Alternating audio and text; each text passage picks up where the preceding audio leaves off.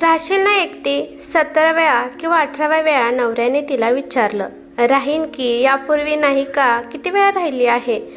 माहीत आहे, पण आज पाऊस खूप पडतोय, लाईट पण गेली आहे. बघ नाही तर रद्द करतो माझं जाणं.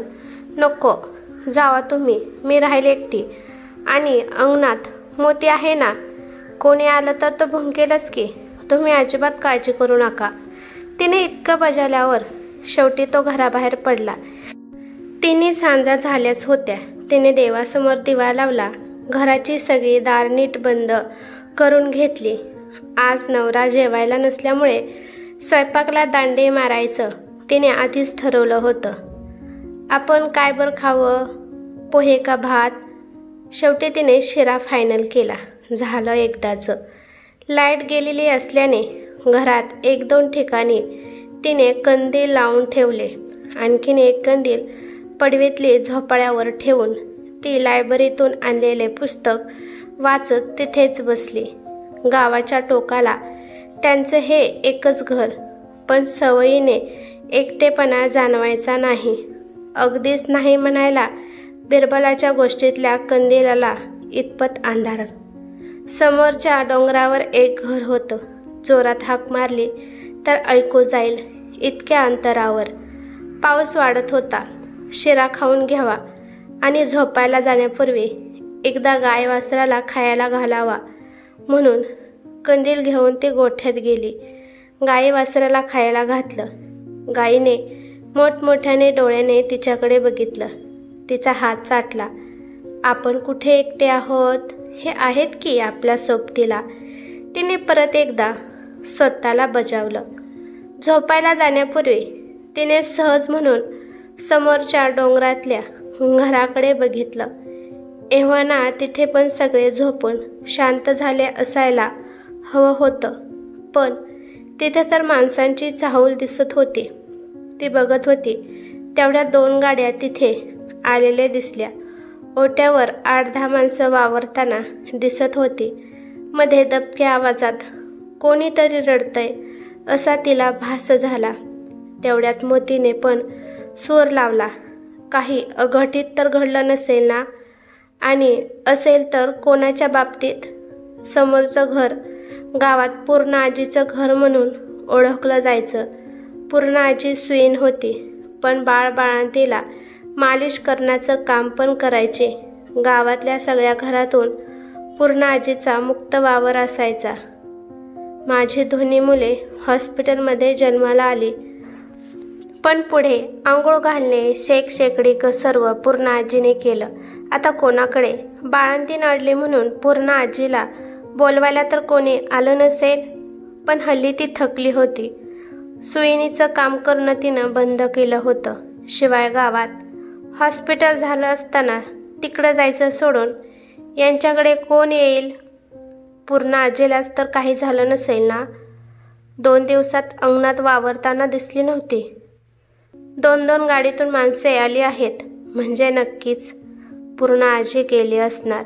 जसा जसा ती विचार करत होती तशी तशी तिची खात्रीच पटली की पूर्णा आजी गेली. संध्याकाळी नवऱ्याला मी एकटी राहील शूरपणाने म्हणाली, पण आता मात्र तिला खूप भीती वाटू लागली. पूर्णा आजी गेली असेल तर आपण अंत्यदर्शनाला गेले पाहिजे. नवरा असता तर गेलोच असतो आपण, पण आता एकटीने शक्य नाही. जरी ते घर दिसताना समोर दिसत असलं तरी तिथे जायला वेढा घालून जायला लागत होते. खूप पावसामुळे समोरचं अगदीच अंधुक दिसत होतं, पण माणसे इकडे तिकडे वावरताना कळत होती. पुन्हा एकदा रडण्याचा आवाज कानावर आल्यासारखा वाटला. तो आवाज आल्यावर पुन्हा मोतीनेही सूर लावला. कुणी गेलं की कुत्र्यांना तो आत्मा दिसतो म्हणे, म्हणून ते असे विव्हळल्यासारखे ओरडतात. कुठेतरी वाचलेलं नेमकं तिला आठवलं आणि आणखीनच भीती वाटू लागली. घरात येऊन अंथरुणावर पडली खरी, पण झोप काही लागेना. हनुमान चालीसा म्हणायचा प्रयत्न केला तरी पण तो खंडित होऊ लागला. पूर्णच होईना. मग तेव्हाही नाद सोडला. मध्येच डुकली यायची, पण पूर्णा आजीचं वेगवेगळं रूप डोळ्यासमोर येऊन पुन्हा जाग यायची. एकदा तर ती घरात वावरते, डिलिव्हरी झाल्यावर तेल मालिश करायची तसं करते असा भासही झाला. आता समोरून भजनाचे अस्पष्ट असे आवाज येऊ लागले. नक्कीच प्रेत जागवतायत. एरवी दूरवरून येणारे भजनाचे सूर किती गोड वाटतात कानाला, पण आता ते सूर तिची भीती वाढवित होते. कधी कोण जाणे, पण तिला झोप लागली. जाग आली ती दारावर मारलेल्या थापामुळे. ती दचकून उठली. उशाजवळचं घड्याळ बघितलं तर पहाटेचे 6 वाजले होते. बाहेर अंधुकसं दिसायला लागलं होतं. पण एवढ्या सकाळी कोण आले असेल? डोळ्यावर झोप घेऊनच तिने दरवाजा उघडला.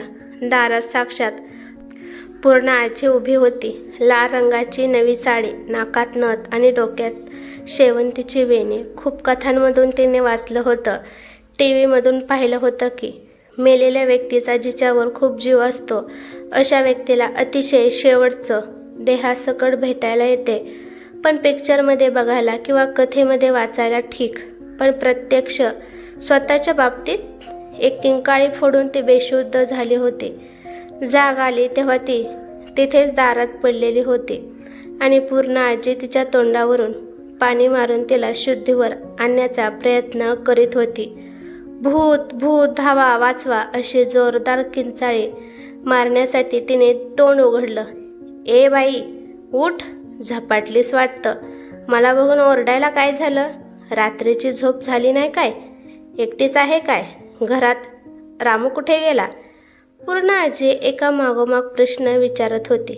ती म्हणाली, तू जिवंत आहेस पूर्ण आजी? म्हणजे काय? मला काय धाड भरली या? मग रात्रीच्या गाड्या आल्या तुमच्या दारात, भजनाचे आवाज पण येत होते, कुणीतरी रडत पण होते मला वाटलं. पूर्ण आजी हसायला लागली.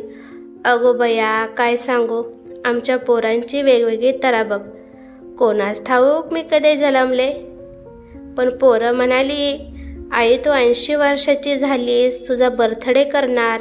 थोरला लेक आला, थोरली लेक आली, त्यांची पोरं बाळं, इथल्या पोरांचे भजनी मंडळ. काय विचारू नको. रात्रीचा उशीर झाला यायचा. मोठा केक पण आणला होता. पूर्ण आजी खुदखुदू हसत सांगत होते. पण मग रडत कोण होतं? अगं, ती शहरातली नातवंड. त्यांना अंधाराची सवय नाही, त्यामुळे अंधारामुळे ते रडत होते. मग पूर्ण आजीचं बोलणं ऐकून तिला पण हसायला आलं. पण हसता हसता तिने तेवढ्यात पूर्ण आजीचे पाय पाहिले. पाय तिला सरळच दिसत होते. पूर्ण आजी, एवढ्या सकाळी सकाळी आलीस इकडे, काय करत आहेस? ती भूत नाही ना, म्हणून तिने असा प्रश्न त्यांना विचारला.